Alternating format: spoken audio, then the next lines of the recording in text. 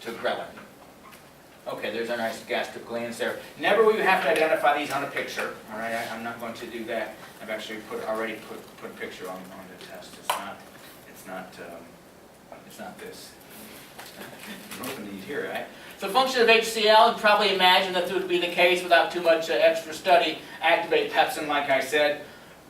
Already break up connective tissue, liquefying food to form chyme. It actually does break down even collagen too, pepsin does. Or HCl breaks down collagen.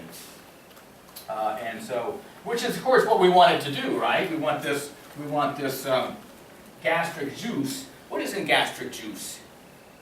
HCl, we've got pepsinogen, we've got even some gastric lipase, we've got some intrinsic factor, and we've even got all the other structures, the compounds like ghrelin and gastrin, all in there as well. All mixed up, we have this chyme, all right?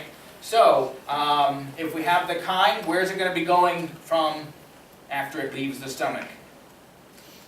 Into the small intestine. The first portion is known as the duodenum. We're going into the duodenum.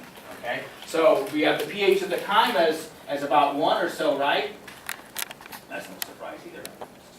Okay? And so now we go into the small intestine, and we go into here. I don't have to spend a lot of time on these parts because I've done it already with our duodenum, jejunum, and the ileum way down here. But we have the histology and the cell types here that are of interest as far as the small intestine goes. Most absorption takes place in the small intestine, but if you had to say which part of the small intestine, any guesses? It is the jejunum, most of it. I'm not saying that we don't have absorption in the duodenum, because you do, but you have most occurring in the jejunum because of the extra folds it presents, because of the extra villi, and then subsequent microvilli that you see. All right?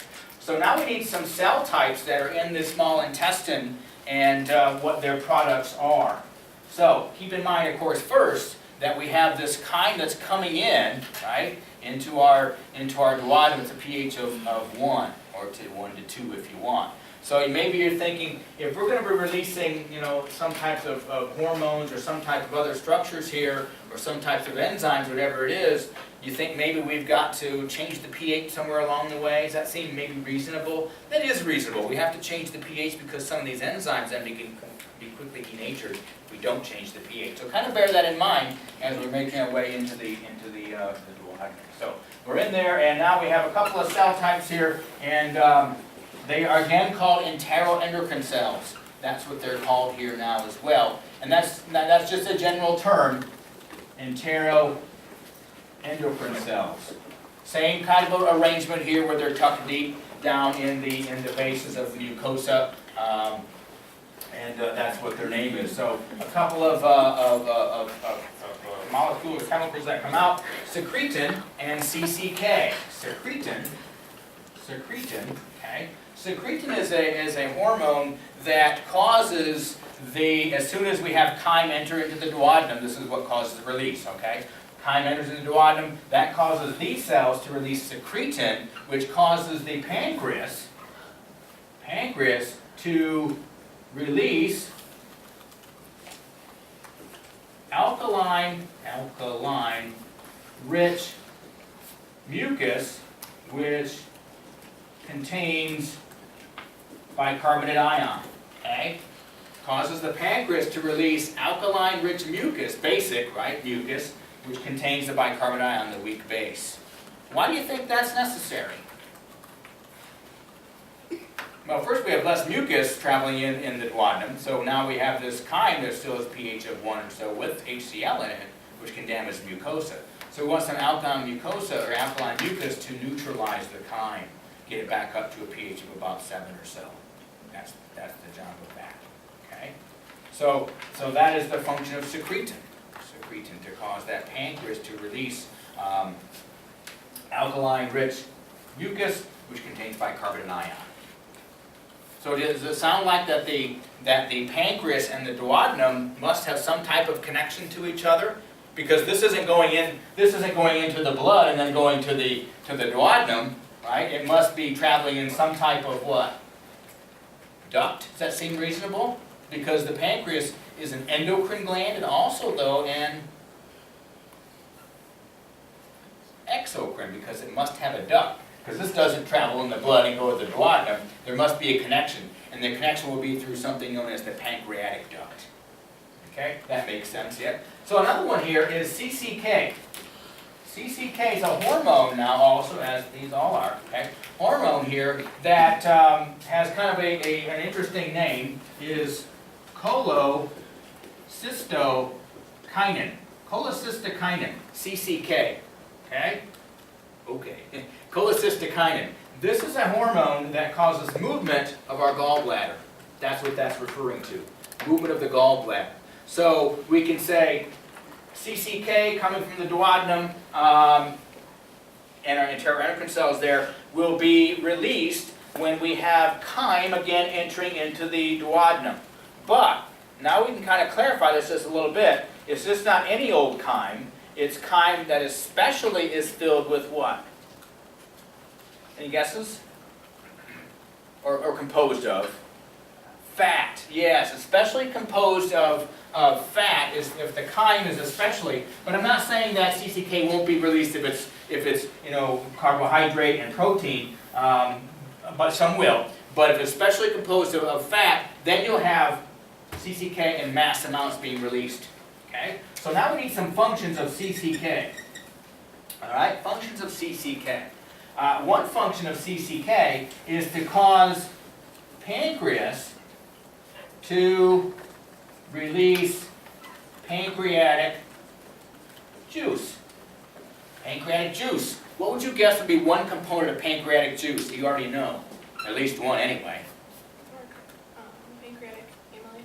Yes, it would be pancreatic amylase, right? That's within our pancreas. I'm going to put up here pancreatic juice up here, right? Pancreatic amylase. And that will be acting on what? Carbohydrates, right? Okay. What else could be a component or a member of pancreatic juice? Pancreatic amylase, right? Anything else? Pancreatic peptidase. Yes, collectively peptidases. There's a few that we'll have to name in a little bit, but peptidases acting on proteins, right? Anything else? Lipase, pancreatic lipase. Very good. See how important now the pancreas is for digestion? Pancreatic lipase. What else, though? And you can go back to this one over here. The bicarbonate ion. Yep, bicarbonate ion, also a component of pancreatic juice. Okay, all of these components. So when you get CCK released, it causes this first action to happen. Okay? It also causes, hence the name, contraction of our gallbladder. Contraction of the smooth muscle of the gallbladder. I probably should have let off with that one, but that's okay. Right? Contraction of the smooth muscle of the gallbladder, hence the name cholecystokinin, causes movement of the gallbladder. Right? So, release of bile, right? Release of bile. That's what that will cause. We'll get to bile a little bit later. And the other function here of CCK, which is kind of a strange one, but it causes relaxation of the, and this is a long word, hepatopancreatic, hepato, then pancreatic, and then sphincter muscle. And a sphincter is a circular muscle, so relaxation of hepatopancreatic sphincter muscle. That's what it does. Relaxation. Okay? I don't have it pictured up there, but I'll get to it in a little bit. It causes relaxation of the hepatopancreatic sphincter muscle. These are the reactions of CCK. First one here, well, this one could have been number one because they had to lead off with that one. I should have, but either way. And the second one is cause pancreas to release pancreatic juice. And now you have a list of the components of pancreatic juice. Pancreatic amylase, pancreatic peptidases, which we'll actually have several to look at, and then pancreatic lipase. Okay. Do you know the end products of these things, CHO? What are the end products of carbohydrate degradation that we can absorb? Anybody know? We don't just take in, complex carbohydrates. We don't absorb those. So we have to absorb things like monosaccharides, right? And give me an example of that. Anybody? Glucose, thank you very much. Glucose, fructose, yep, fructose, and not sucrose, galactose. These are all monosaccharides. Okay, sucrose is a disaccharide, glucose and fructose. Okay, glucose and fructose and galactose, these are all monosaccharides. These are what we can absorb. We can't absorb any disaccharides like maltose or anything like sucrose. Okay, it must be these. Right? What about the end products of proteins? We already kind of know this one, and that's going to be what? Amino acids, even dipeptides, and in some cases tripeptides, we can absorb those too. All right? And then the end products of fat degradation, because if we're going to include a lipase here, might as well say, hey, what's the end product here? It's going to be what? Triglycerides and free fatty acids and glycerol. Yes, so we've got free fatty acids and glycerol. Okay?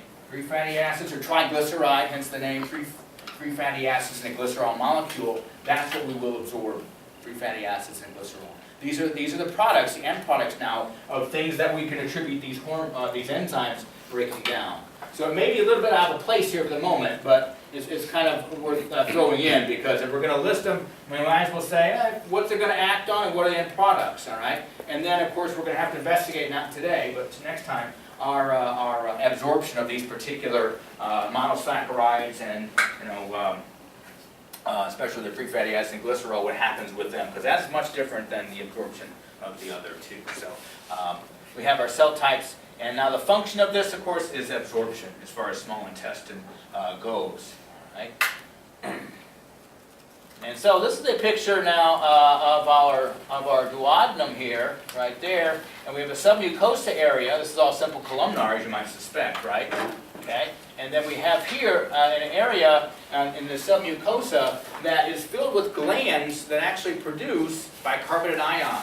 Okay, that's Brunner's glands. This is in the duodenum, and they produce bicarbonate ion. Why do you think they might do that? Because that chymin here, right? And that's pretty much what? That's highly acidic, isn't it? So we need some bicarbonate again to neutralize it, and we have several actions. Now we have this over here helping. Okay, CCK. Now we are a secretin rather, and now we have the addition of Brunner's glands, which are often called simply duodenal glands if you want. You can call them that too, releasing bicarbonate ion too. Okay. All right. Now we can look closely here. I don't care much about the muscularis externa. That's not a big deal to me. But let's continue over here. In the same slide, you can see, and I've said this before, you can see that